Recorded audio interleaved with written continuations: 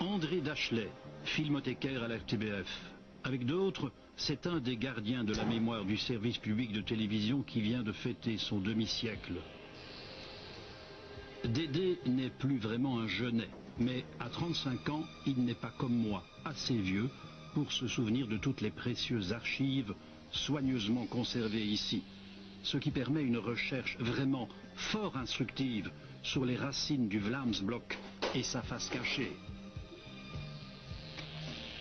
Ça, c'était en 79 dans le magazine À suivre, qui décidément portait bien son nom. Ce ne sont pas des militaires, c'est une milice privée pro-nazie flamingante, le Vlaams Militantenorde. À l'époque, quand on a vu ce reportage, on rigolait plutôt, on trouvait ça assez farfelu. Mais aujourd'hui, quand on sait que toute une série de ces zigomards sont maintenant députés Vlaamsblok au Parlement, eh bien ça ne fait plus rigoler. Ça donne froid dans le dos. Ça, c'est Xavier Bouisseret. Il était le Führer du VMO à l'époque. Depuis, il est devenu député du Vlaamsblok, mais ça c'est plutôt mal terminé. Je t'expliquerai comment.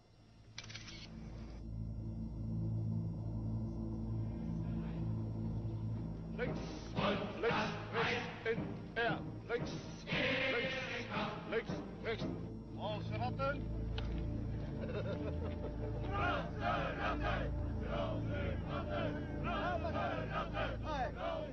Tu vois, un de ces zigomards tient un rat par la queue et il scande Waals ou Frans ratten roll u matten. Ça veut dire rat francophone ou rat wallon, roulez vos tapis. En clair, foutez le camp.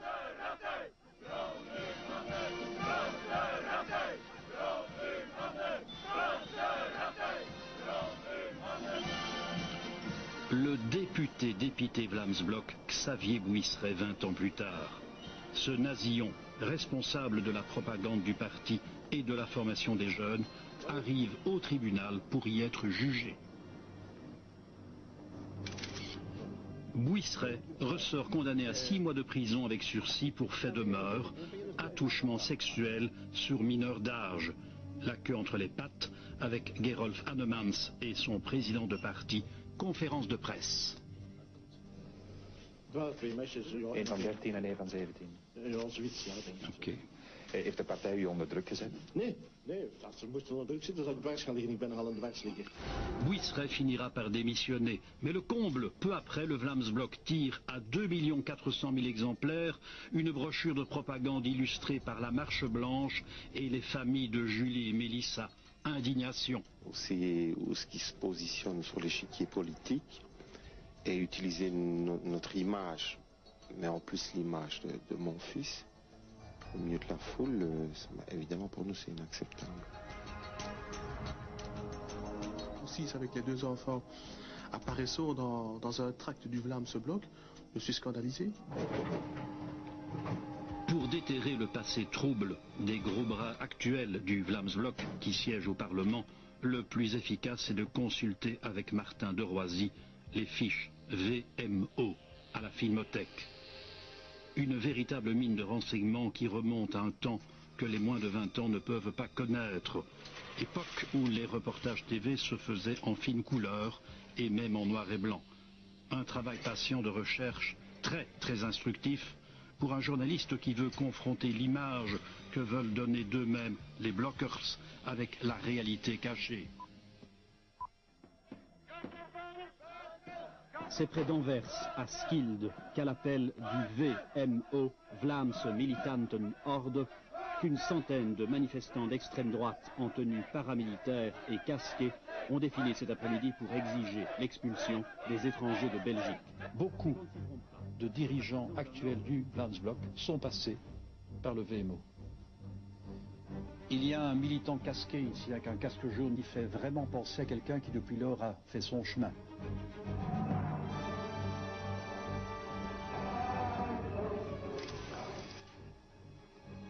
Troublant, hein? Le nez légèrement en trompette et les sourcils très marqués. Il y a quelques années, le député Philippe de Winter ne réchignait pas à mettre lui-même la main à la pâte, comme le prouvent ces clichés.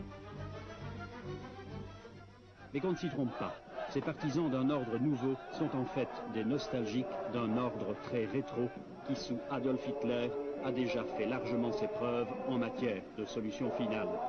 C'est en marchant au pas et en scandant des slogans racistes que ces militants fascistes ont défilé. Et si la manifestation du VMO regroupait surtout des Flamands, certains nostalgiques wallons avaient tenu eux aussi à être présents. On est en train de donner une émission qui s'appelle Holocauste à la RTB. Est-ce que vous avez déjà vu ce film? Écoutez, aujourd'hui on est avec ça, demain on ne sera pas avec, mais c'est stupide, absolu. Vous n'avez pas l'impression qu'il y a eu assez de racisme dans le monde avec le hitlérisme? Pas encore assez. Rechts! Rechts! 1, 2, 3. 1, 2, 3. 1. Joost, paardje trekken. Le prédécesseur de Xavier Buisseret comme chef du VMO, Albert Eriksson, est devenu patron de café à Anvers. Un café qui est d'ailleurs le local du VMO.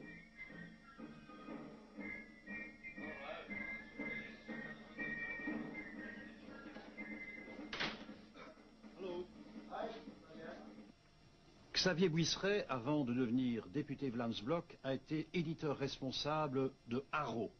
Haro, c'est le magazine du VMO dans lequel on nie l'Holocauste et l'extermination des Juifs pendant la guerre 40-45.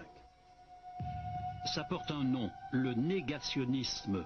Malgré toutes les preuves irréfutables, Buisseret, comme d'autres responsables Vlaams Blok, minimise systématiquement ou conteste même qu'Adolf Hitler ait planifié l'extermination des Juifs et des Tziganes. Et regardez comment le VMO traite ceux qui viennent fleurir un monument érigé en souvenir des combattants morts en luttant contre le nazisme. Regardez aussi cette dame insultée par Bert Eriksson. C'était aussi à Stekene en 69, 16 ans avant mon reportage JT du début de ce magazine de la mémoire. À Stekene, il y avait évidemment d'autres militants du VMO, elle était là, dont Wim Verheyken, qui depuis est devenu le chef de groupe des sénateurs Vlaams Blok.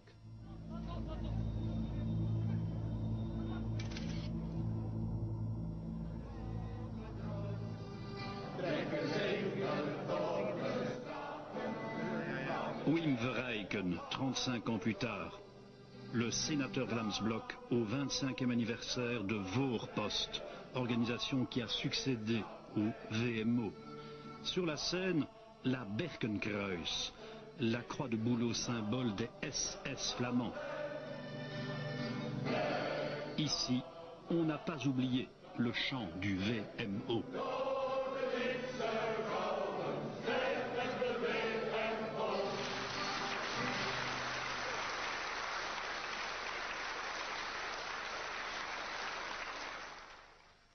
Ik werk voor het Vlaams Blok en een van mijn taken daar is te zorgen dat als het Vlaams Blok een manifestatie organiseert, dat het in goede orde verloopt.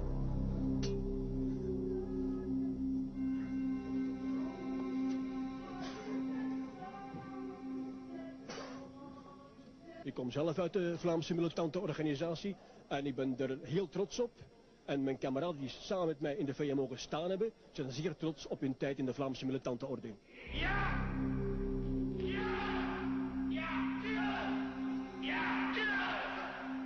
Voorpost is een anti-Belgische en een heel Nederlandse organisatie. Wij streven dus naar een onafhankelijk Vlaanderen, om daarna de banden met Noord-Nederland aan te halen, omdat wij ervan uitgaan dat Vlamingen en Noord-Nederlanders behoren tot één en dezelfde